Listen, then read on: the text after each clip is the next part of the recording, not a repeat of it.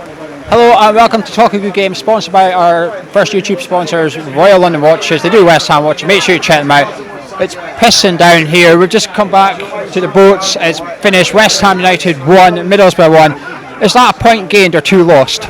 2 lost for me, but I think bearing in mind we went 1 down to start with, and it seems like 1 gained, if you know what I mean. But in the overall picture of the league, I think it's 2 lost. Starting line up, a few surprises. Antonio up front, Torre on the wing. Sam Byram came in, Obiang got his start. What do you make of the lineup? He needs to do something drastic, and he needs to do something different. And I think he did do something drastic and different. At the start, I thought actually Antonio up front was a good idea. In hindsight, it didn't really work. I'll tell you what didn't work though was Torre on the left wing was no good. Torre on the right wing was no good. In fact, I think Torre on the pitch at all at any given time is no good. No Lanzini, no Figuli. Bit of a head scratcher for me. Was it the same for you? Well, initially, if you look at the vlog, you'll see that we thought Lanzini was possibly injured. So my first indication was when he came off the bench for Noble. And I thought, oh my goodness, he's fit. Well, perhaps he should have played from the start. Having said that, maybe the 3 more defensive-minded central midfielders helped shore things up and stopped us conceding a lot of goals. But I think that's what caused us problems going forward. I think in the first half it was very boring, 0-0 at half time. Noble hit the bar from a well-worked piece. We had a lot of the ball, but so did Middlesbrough. But I think we were lacking that creativity. Noble and Czech took too long to get off the pitch and support Payet, Antonio and Torre. Well, there was no support at all. And you're absolutely right. So what we gained in defensive solidity, we lost in attacking, not in attacking intent, but there was no one close to anybody else. And when we would break on the counter, there was one particular point where I think it was Antonio broke. There was nobody near him, nobody to cross to, nobody to square the ball to. Yeah, it's almost feast or famine, to use a phrase. So we're either keeping it very, very tight at the back and not creating up front, or we're scoring goals up front and we're letting a shed load in at the back. So some point he's got to try and strike a happy medium and get some sort of balance.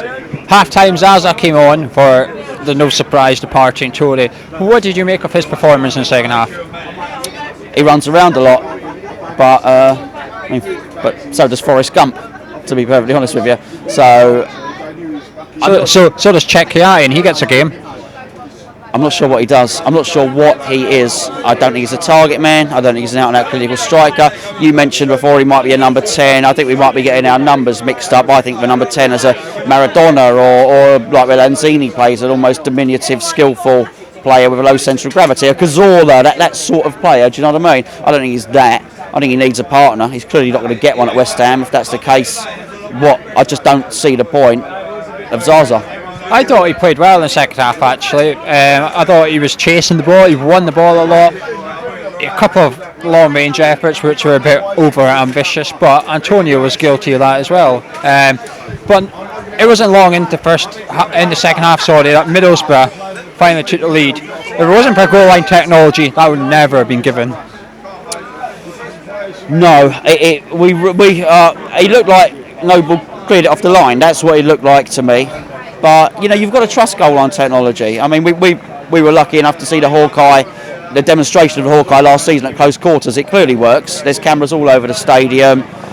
The funny thing is, there was that sense of relief in the stadium. Oh great, he's cleared it off the line, and then the referee looks at his watch, doesn't he? And then he says, no, that's a goal, and he gives it. So it was almost our luck, really. Like you said, in the first half, we shored up our defence. We're not letting Adrian didn't have anything to do in the first half. And then a millimetre is what causes us the goal. It just almost summed up for Bilic, if you like. Yeah, I think Bilic needed more than a win today. And you're right. Close margins and all that sort of thing. So yeah, Bilic could have done with better than but I mean, I'm not going to complain. I think technology should be brought in, so I'm not going to complain when we lose out to technology. I think there should be more technology than there currently is, because let's be honest with you, that referee had a shocker today. I didn't think he was a good referee at all. So I think there were a few things that could have been ironed out today. But I'm not complaining. I don't think we were robbed today. I don't think we were any better than Middlesbrough. I thought the ref did okay, apart from he was very lenient with the bookings. There was a lot of niggly tackles going in on Payet, and he failed to iron them out. But what a goal! That equaliser, special. It's going to be in the vlog. I'll put it in the vlog. Have a look at it. He just goes and he goes and he keeps going, and sort of my memory is a go of me trying to sort of commentate on it. And I mean, he's a special player. I like all this talk about Payet not quite being with it or not tracking back to stop. In all honesty, he is a class player, and there was a point in that second half where he clearly thought, do you know what, I'm going to run this game. I've had enough of this. I'm going to take charge, and he did take charge, and we could have had more than just his one goal. In all honesty, it's just a class act. We're lucky to have him. But why is it taking him until an hour gone in this game and other games he hasn't turned up? He hasn't turned up. He didn't turn up for the first hour today. So why is he not doing this from the start? Is that what we're missing from Dimitri Payet? Consistent specialness.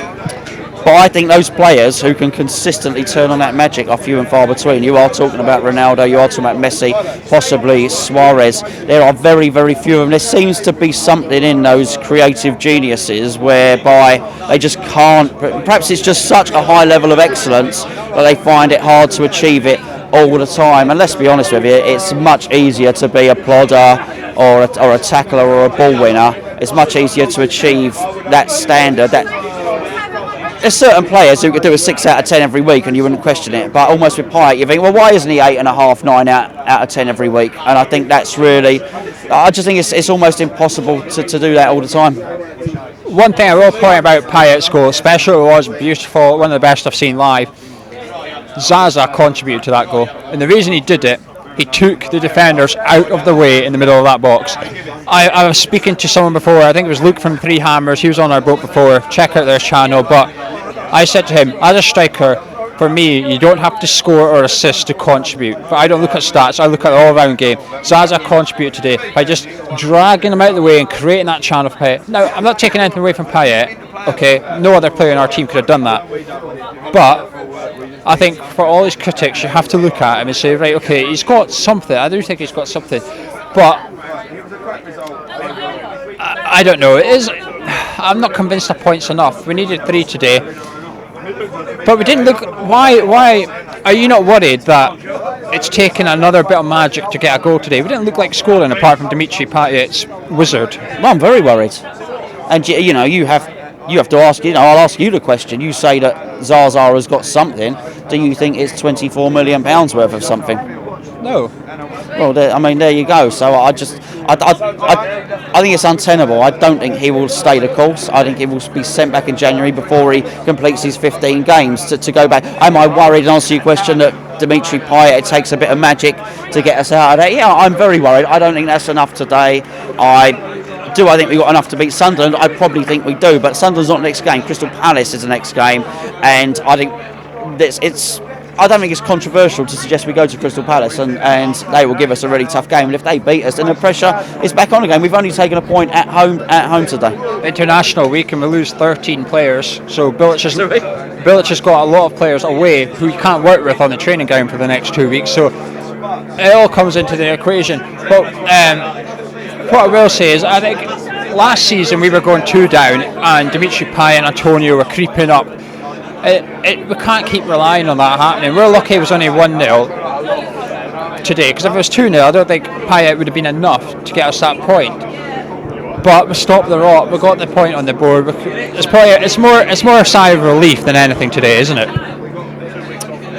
Yes and no. It's a relief because we scored second. Make no mistake about it. If we had scored first and Middlesbrough had scored second, there'd have been a very different tone to this interview here. There's no mistake about it. So it's a sense of relief because we scored second in terms of points. 1 point against Middlesbrough, who were crap. They're not a very good team. They're not, are they? So no, I mean, I still think we've got to be very, very careful. I think the pressure is still on. I don't think he's lost the dressing room though. He's clearly not lost the dressing room. I think he's still a motivator. The question is he running out of tactical ideas? And that would be the question. The one thing I was going to say, but I forgot. I was trying to remember what I was thinking of. Zaza, he's only got 15 appearances. is it worth having him on the bench? If you're not starting him, right? Because if you take him on the bench, you took him on at half time today. Well, let's say we were a goal down with 10 minutes to go. Is it worthwhile bringing on a striker for 10 minutes? But when you do it, you're putting a tally next to his name. And he's only got 15 games. He's probably got about 10 left or something. So every time you bring him on, you're knocking one of them games off. Is it worthwhile to bringing him on for 10, 15 minutes and taking a step closer to triggering that? What, am I silly questioning having Zaza on the bench? I almost think you should play him or not have him in the squad and have Fletcher or Kaleri on the bench. No, I think you've got to give him a chance to see if he can make a name for himself in those 15 games. I think the biggest question is, when you were saying that, I was thinking, well, you know what? Rather than worrying about whether he can achieve or whether it's sort of scrubbing out one of those additional games, one of the 15 games, whether that's one game less each time, I'm more worried about if you bring him on for 10 minutes. Is he likely to score? I don't feel like he is going to score. If you were to bring Andy Carroll off the bench for 10 minutes, I think, hold on, we've got a chance of a goal here. I really, really would. I think he just, as I say, I think he's in between the margins. I think he falls in between. He's not quite big enough to be a target man, not quite fast enough to be an out-and-out striker, not quite technical enough to be a Dennis as he was compared to Dennis Bergkamp, so I'll use Dennis Bergkamp's name. Not quite technical enough to be one of those sort of Peter Beardsley, Teddy Sheringham, Dennis Bergkamp strikers. So I just think I just don't think so. I'm not a fan. I don't think it's going to work out for him. It's not in hindsight. I never thought it would. Well, we've been going over the game. A couple of words of praise coming up. Before we do, make sure you subscribe to our channel here at Hammers Chat. Come on to our forum at hammerschat.com. Give us your thoughts on the game. Praise time. Gonzo, number one, the fans. Much better today. I'll say one thing. When Payet went on his mazy run, it was an eye-opener to what that stadium could actually be, because it seemed to lift the soul of the crowds, and the whole atmosphere completely changed. They were singing the Payet song.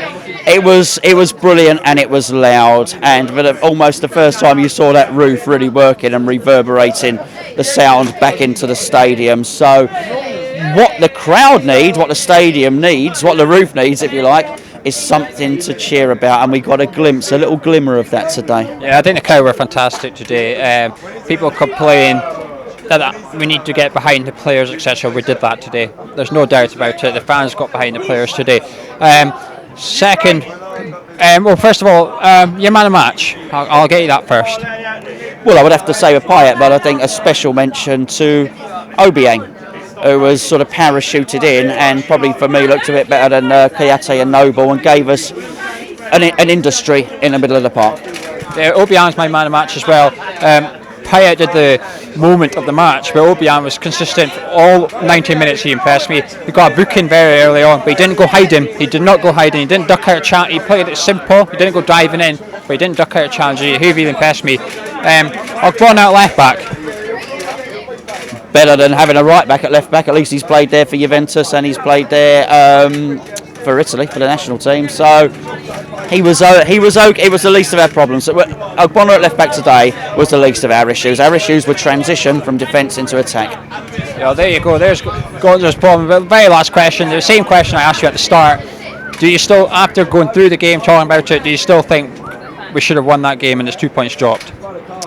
I think we should have won that game, but I don't think we deserved to win that game. I don't think we were miles better than Middlesbrough, and that in itself is a slight worry, that we're only a little bit better than Accrington Stanley, not quite as good as Astra, and about the same as Middlesbrough. So we need to improve. Let us know what you think. You can comment below on our YouTube here, or you come onto our forum at hammerschat.com. Make sure you subscribe. We've been Hammers Chat. Gonzo, when that, will be back for the Crystal Palace game in a couple of weeks. Thank you for watching.